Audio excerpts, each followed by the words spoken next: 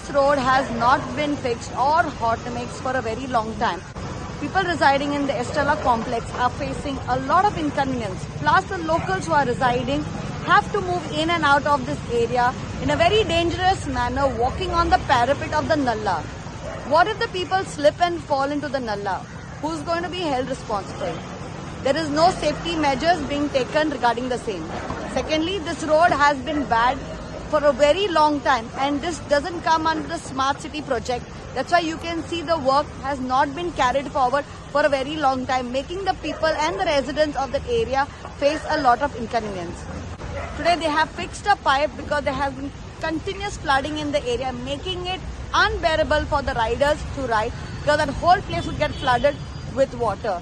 And you can see this road has been blocked, plus another service road also has been blocked, making it inaccessible for the residents for the last 3 hours in this area.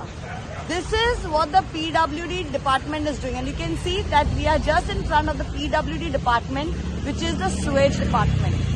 This is the pathetic condition of the place and of the people residing over here.